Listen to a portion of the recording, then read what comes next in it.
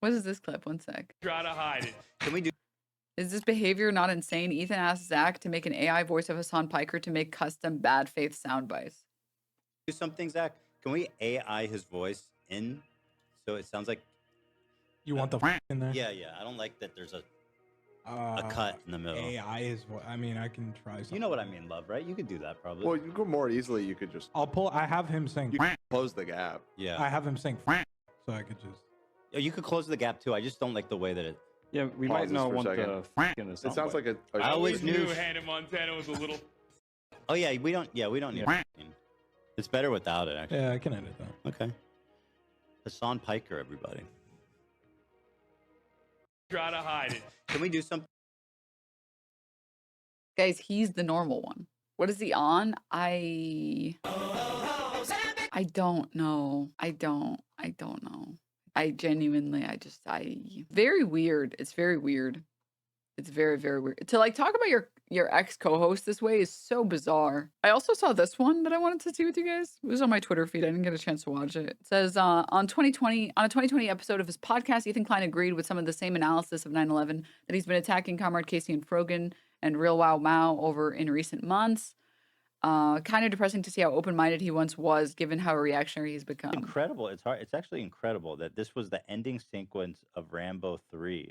It says this film is dedicated to the brave Mujahideen fighters, and these guys were the guys. Tell me about the legacy of the Mujahideen fighters.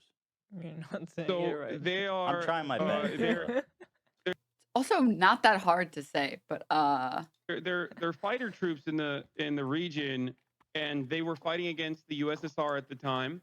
And to the that's why we armed them. to the poor chatter who said his wife needs to control him. That is a clueless moment.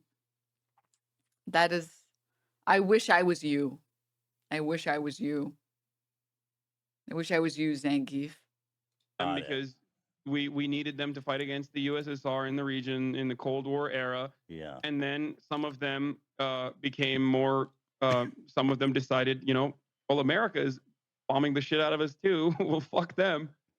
And the simplest way to describe it is that they, much like ISIS and every single other militant faction, formed more radical and anti-Western militant factions with American training and American arms, and then started fighting America.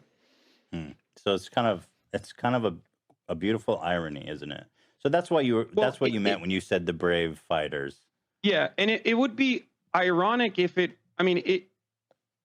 after like the seventh oopsie, you got to recognize that it's probably just being done deliberately so that you can justify further engagement in the region and further destabilization in the region, because it keeps happening. We keep arming a certain sect or a certain militant group, and this happens in Latin American countries as well. We arm a certain group. That group becomes even more violent. There's even more destabilization, especially after like bombing campaigns or sanctions that kill hundreds of thousands of people, like in Iraq. And then that militant group is like, well, now it's our territory. We can just take over and do whatever the fuck we want. Yeah, I mean, and they get even more radical. What happens when you give the craziest people military weapons and training, and then just let them do their thing? I mean, in a lot of instances, it's not even directly a consequence of their like ideology or Islam or whatever. It's literally that they just have no other options. If you grew up in Iraq and your entire country is bombed in the shit, your infrastructure is eviscerated, you have no future opportunities, you have no options, and your family members have been killed, then they feel like, well, this guy who is a little bit crazy, definitely real crazy, preaching all this hatred towards America, maybe he has some good ideas. And that's how a lot of people find themselves at the press. Which, like, this is what has been talked about a lot regarding Hamas, but for whatever reason,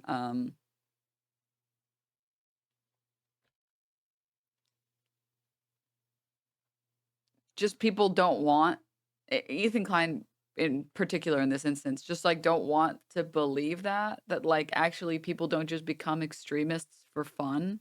People don't have like good lives and family and friends and their material conditions met and then decide to become terrorists. Like, that's just not a vast, you're not going to enlist like tens of thousands of people that way.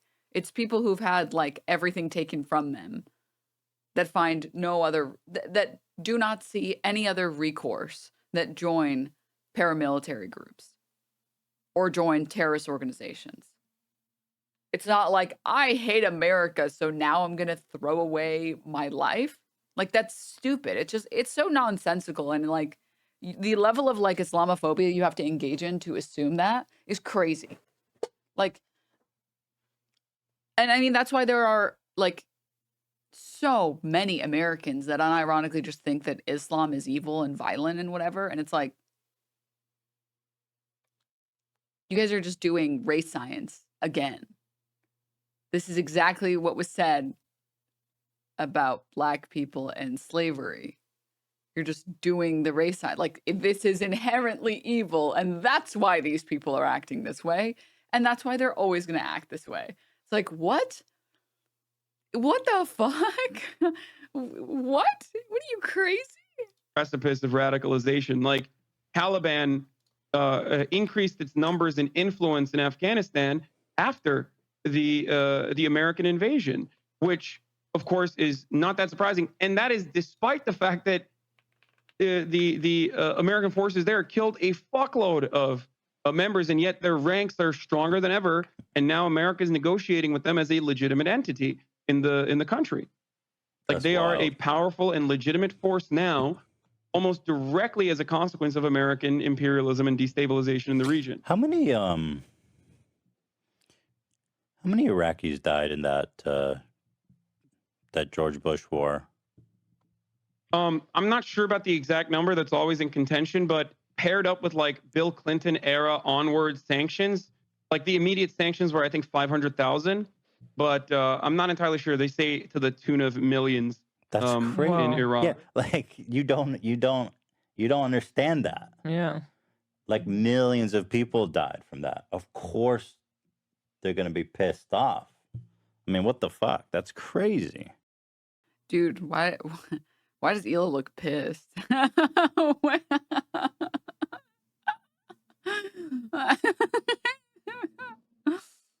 My buddy used to be in ROTC, and I remember he once hit me with the, nah, dude, Islam is inherently evil and violent. Anyways, he dropped out of ROTC, and now he's a dirty commie. Based.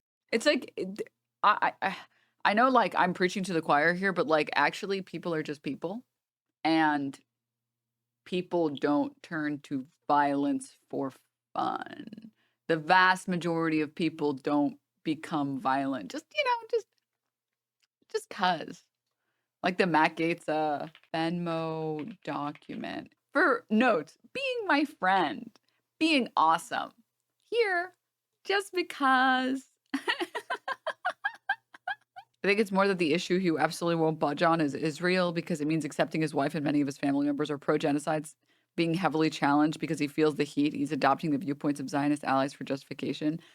Yeah, it's like, I think when it comes to criticizing America, he's down to criticize America. But when it comes to like criticizing Israel, he just doesn't want to do it. And it's like, dude, you can criticize Israel. It's okay. It's actually fine to criticize countries for, engaging in genocidal actions. It's actually okay. Don't worry. It's okay.